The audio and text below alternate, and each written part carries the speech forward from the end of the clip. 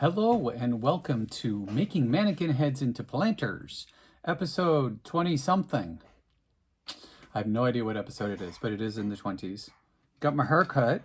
Oh yeah, summer cut.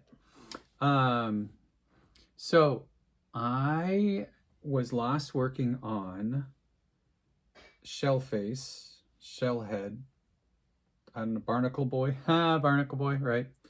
And I was just sitting here when I was about to log on, and I was like, let me play with different things that can go different places.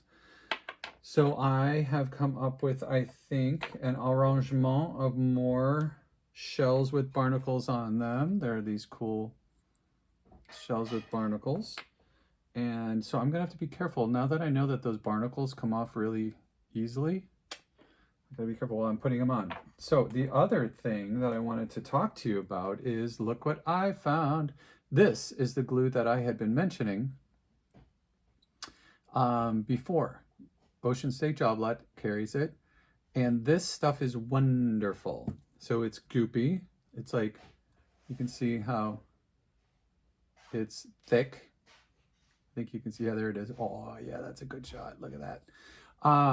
It's nice and thick, and it's for, those foam. When I was wanting to do the foam, all I had was the super glue. And this stuff would have worked beautifully with it. It takes longer to set up, but it doesn't take a long time to set up.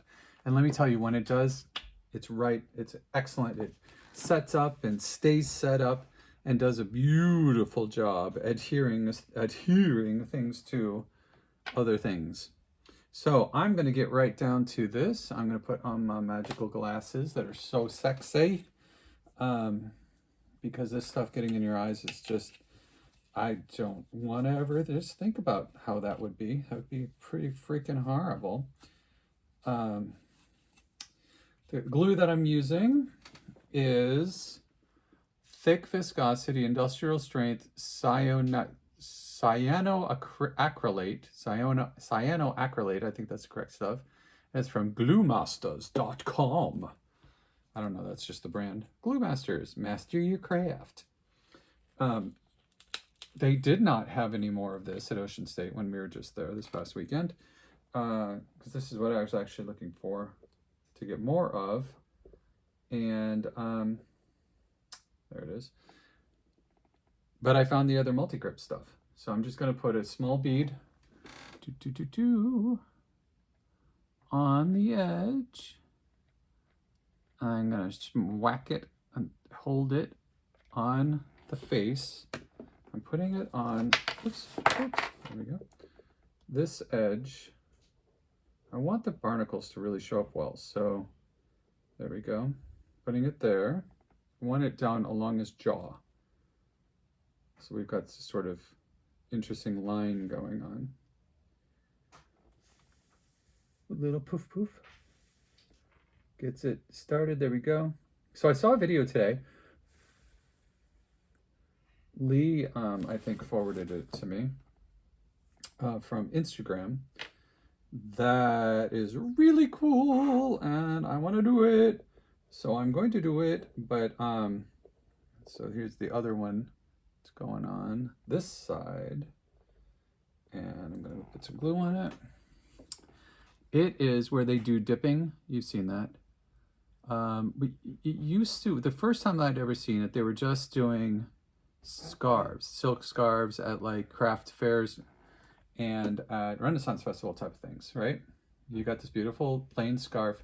You put all the paints, you floated all the paints, oil paints on water, and then you put the scarf in it, lay it on it, and it's a way of sort of dip dyeing, I guess, or something. I don't know what you actually call it, but, and now you've probably seen a bunch of, I don't know, I have. I go down these weird, rabbit holes online, social media, of dipping car parts and doing all these unique decals and things like that, where they float it on water, and then they put the whatever they're dipping onto it, and it floats it onto the actual surface of whatever they're putting in there, metal surfaces, whatever. Well, this woman was doing it in a bucket. Brilliant video on Instagram. Look it up. I have no idea what it was called, but you could probably find it, like dipping yourself. I have no idea. She had a bucket, spray paint, in the top of the bucket. She had 3 different colors, and she'd do it, and just did that. Took a cup, like she sells these, I think. It was just a metal cup, right? Stainless steel cup. Had this little thingy that she was able to stand for drying. I have no idea where she got it. Probably somebody makes them for it, that specifically. And dips it in, and it's all this beautiful swirling of these 3 different colors. And I was like, holy crap. Who would look good in that? Where is she? Right? Even if she's partially dipped, would be freaking awesome. So these 2 are the last 2 rubber skins that I have. The rest of them are just the foam ones. So I could do, and this would be kind of cool, because we're gonna go to Sculptcrete soon. I could Sculptcrete. Here we go. These 2 are the next ones I'm gonna do. I could do Sculptcrete on one of the heads, sculpt it, and then dip it. Doesn't that sound cool? I think that sounds freaking awesome. Like, totally coolio. Like a neato option. That would be very different. And I mean, I'll literally, I wouldn't do it before I cut the head off, the top off, and dig on it, because, you know, you've noticed how, as I'm really working hard on these things, they're so soft that the plastic paint, especially the spray paints, comes off, as we've seen in so many of them. So I would do everything to it, do the whole cement, not have to work it, do the head cavity out and everything like that, get it all prepared, and then dip it. That's the plan. So we're gonna do that plan at some point. I kind of like that. All right, that's good. We're good there.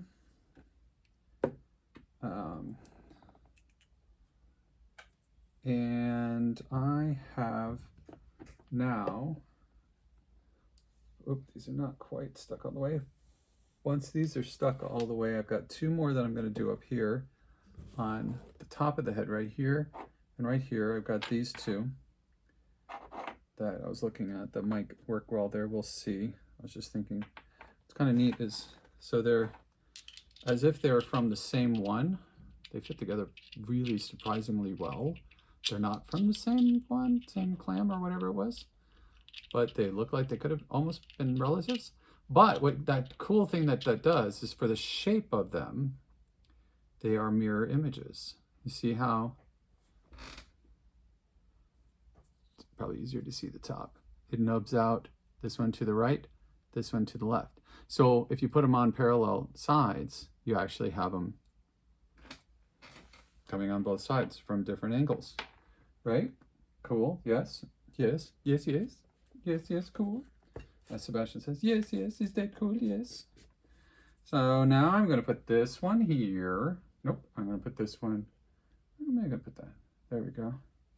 And I think this one's going to go. Oh, Jesus. Excuse me. Good golly, Miss Molly. That scared the crap out of me. So those are cool right there. And then the plants will come up and around. This will finish it out for the shells. So the irony of all of this is that I have not yet used the one shell that I started with. So putting a bead, just a real light bead around the edge. Remember, don't use too much.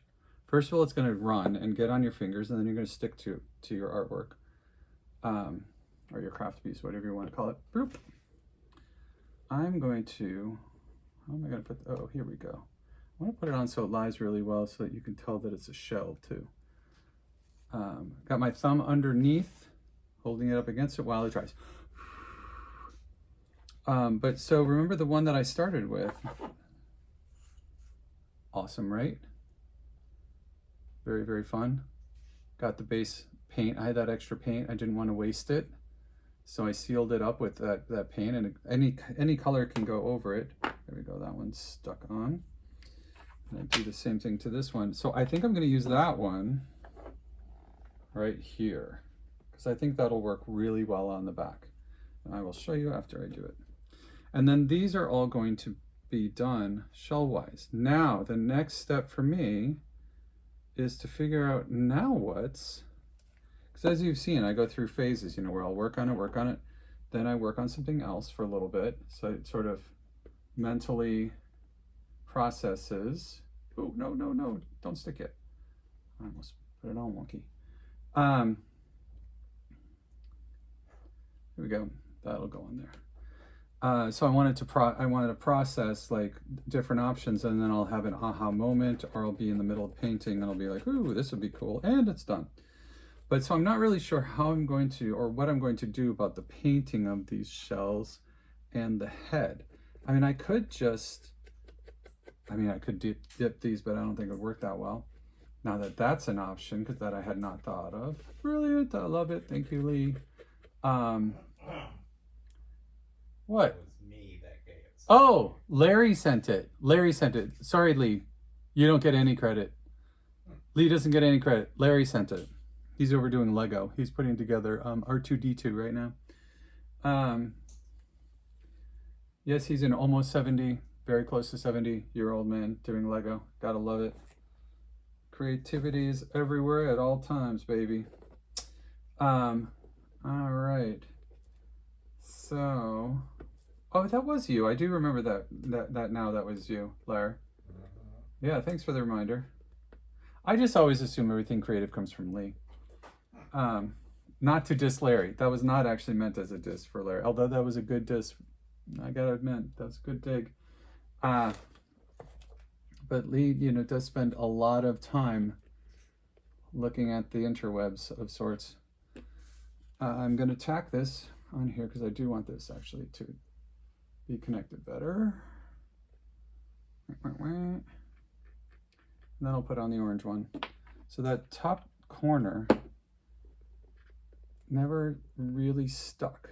So I'm going to spend just a couple minutes here getting it stuck on there really well.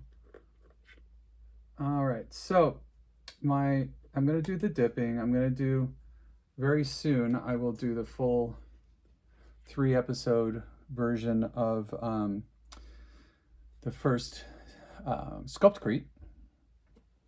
So there he is, as I'm holding him to dry. And but in the meantime, I have an inspiration of a buddy of mine who just did Monostatos in The Magic Flute. He just played the role, Scotty. I know, I still call him Scotty. He's Professor Scott, Professor Dr. Weichel. So his makeup I really like. So the debate is, do I do Scott? There you are, buddy. I like the makeup. You know, he's supposed to be sinister in the whole thing, and yet it's a dark and funny. There's comedic moments in the opera. It's Mozart's Magic Flute, by the way, if you didn't know. So not sure. And Scott has got brilliant timing. He's a very naturally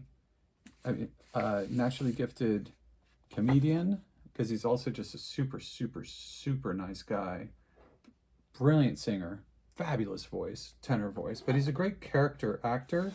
So in shows, he's able to really dig deep for character stuff. So I don't know, I like that.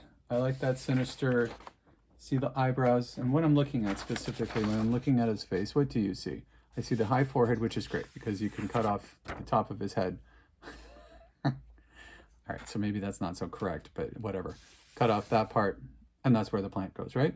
So you've got this high here, you've got the wrinkles coming in, you've got this shape, see these? And there's not a lot of wrinkles. Damn you, Scott, without your wrinkly head, your non-wrinkled head. Oh, and he's worked there. But I like the eyebrows going up. I like he doesn't have squinty eyes there, but he's got the sort of pouches underneath. You see that? Sorry, it's hard to see on now. So this right here, I like the heavy lines here, heavier lines, multiple lines, and then bringing it in with that grin, that sinister grin, which brings his nose down. So, and I like it that it brings it all in here. I can do this all painting because it's basically, that's what the makeup helped bring out those features on him, right? And of course, he's able to move his face so he really emphasizes the makeup that was done on him. But I can do it mainly, I can do a lot of it so that when you look at it, you will see a lot of that effect on one of these guys. And I was thinking about specifically this guy, right? So that would work pretty well. He's got a lower brow. He's already cut off on the top. And I could do that with around the face, give him a smirk just by doing certain things to him, right? So he's the same face as Barnacle Boy here.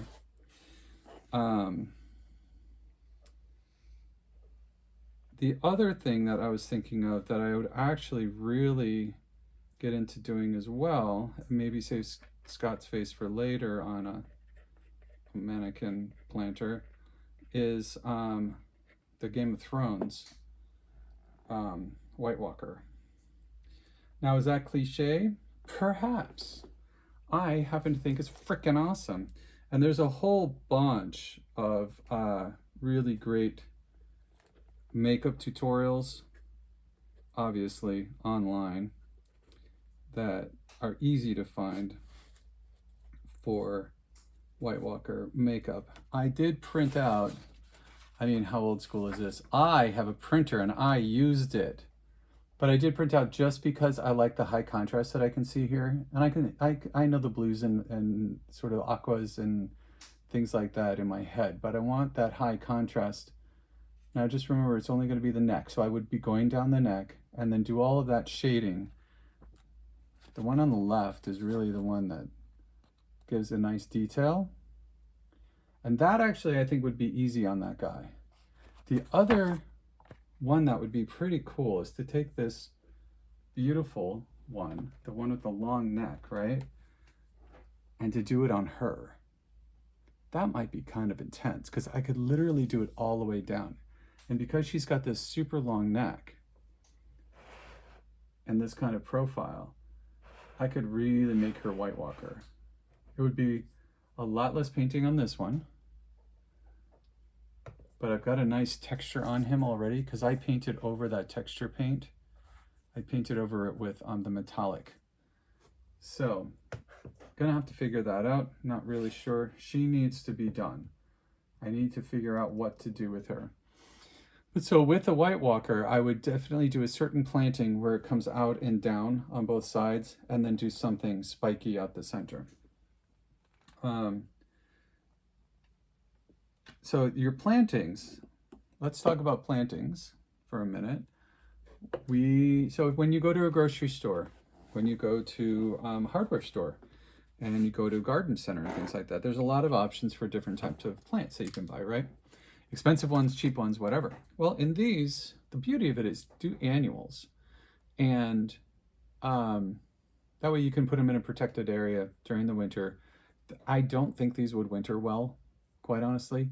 I think you're going to want them have them out in the summer and be able to wash them off and things like that, and they'll flake and they'll age and they'll do discolor and all those things. And then eventually what you could do is you could scrape all the paint off and repaint it if you wanted to. If you're doing the dip, you could re-dip it.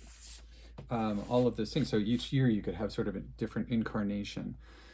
The one that I did of the hard plastic head with the white hair, that one would be more, that one would be like repaint, rethink completely with all that detail work. I still absolutely love her. I put a plant in her today. So when you go to a garden center or you go to a grocery store or whatever, they have the small pots. So speaking of that one with the white hair and the hard plastic, the small pot that was not $2.99, I think it was $2.29 or something. Well, anyway, we got it it was less than $3.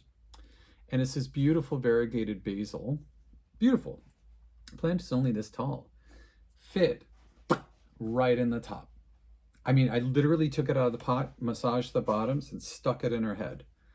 And it looks so cool because it's this little bush coming out of the top of her head. And it'll do beautifully. I just put it in the sun. It's not going to grow really fast. It's going to stay, really dense. Basil. I've been making pesto from basil's head regularly Gotta love that, because the basil is growing just enough. I've got it in full sun. And I'm just trimming it so that it'll actually just get bushy, bushy, bushy and continue to do leaves. It's not a big plant. I think the next time I plant his head, I'm going to scoop out a lot of his brain so I have much more room inside, which I still can do because it's just the foam inside the head. Whereas with this one, remember, I gave myself a lot more room, scooped out a lot more of his brains and internal stuff. So anyway, so the idea with those plants is that they were $3. I mean, come on, the herbs and stuff like that. I got chives because basil's, the plants on basil, not on basil, on the tall black one that has the stripes, that has the golds and copper and everything like that I was working on, that I sealed up. It's doing beautiful. It looks great. And I have not impatiens. Oh gosh, I just lost the name of them.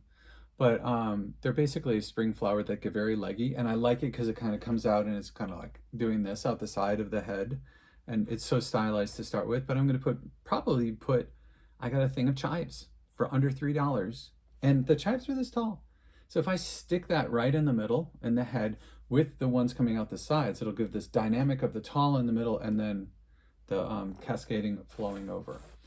And then while I was doing that and I was looking at that going, oh, that would be perfect right on her head, I realized, actually, you know what? It would be really cool in this.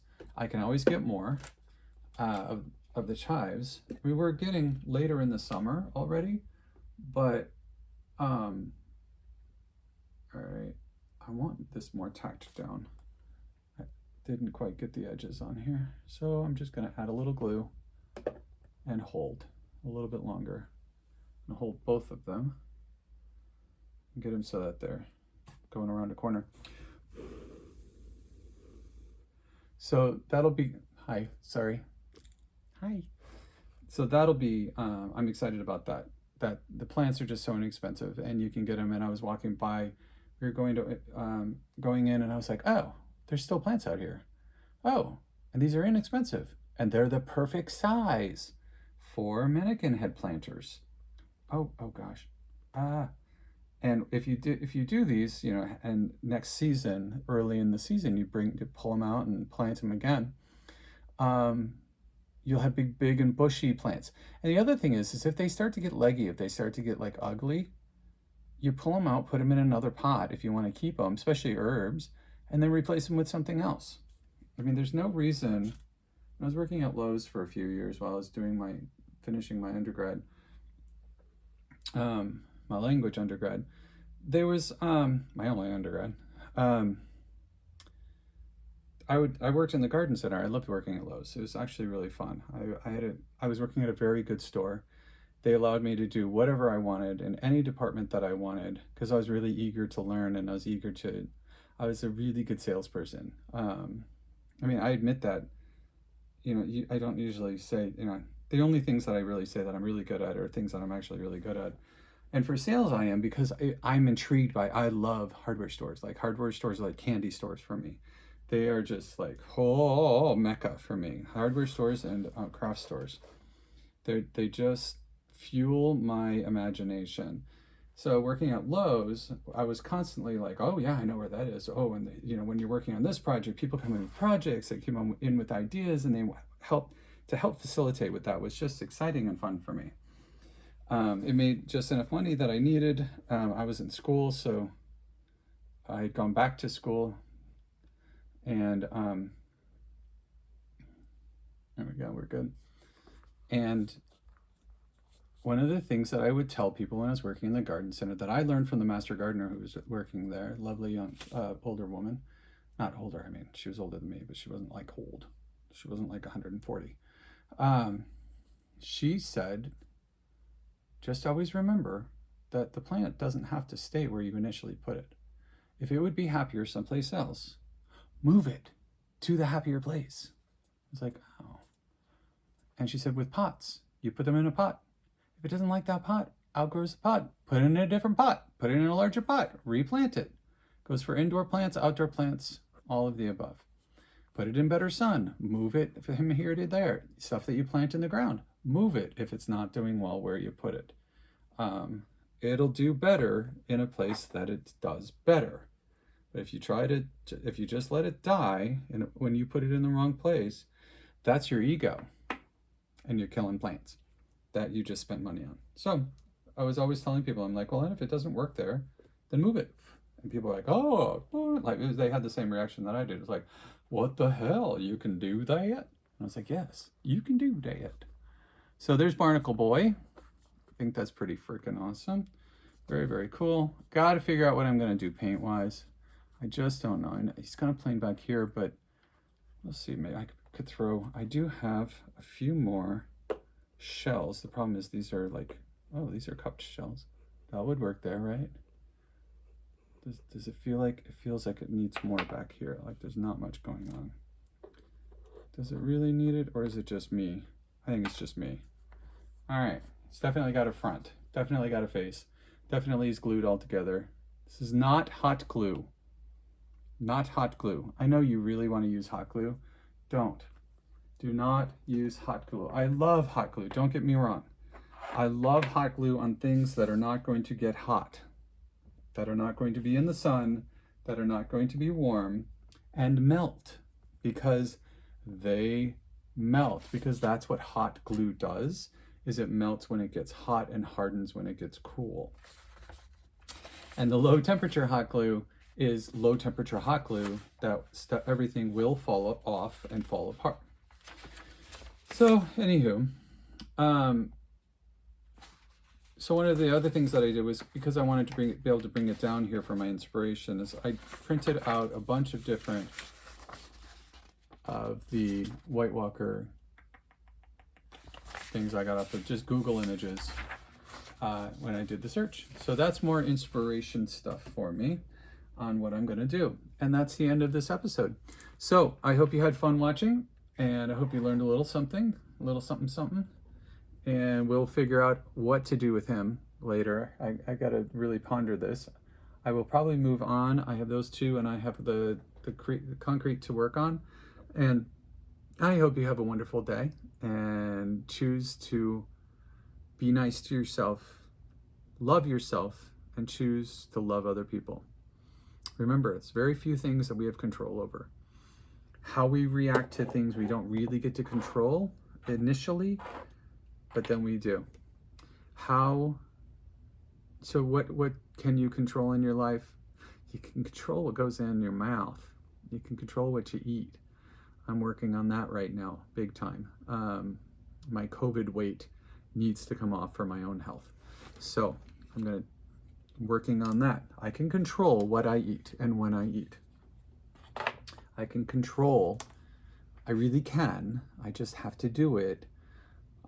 What I drink, how many calories I take in. I can also control whether or not I work out, what type of exercise I get, what kind of movement I get. So think about those things realistically as to what you actually have control over. You can't control how people act around you. If you're trying to control that, you're setting yourself up for tragedy and failure. So set yourself up for success. I know that sounds cheesy, but if you actually dig into that, there are a few things that you can do. Like for me, I can choose what I eat. That is a successful thing, and I take every single little bit of it, and I can choose what I don't eat and when I don't eat. That's a big part of it.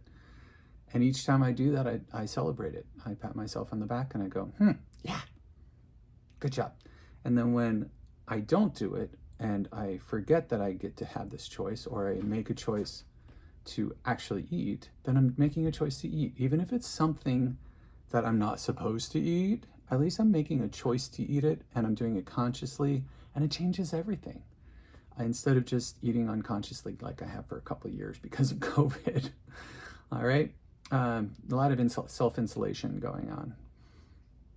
Love you and love other people, and have a wonderful day. Bye.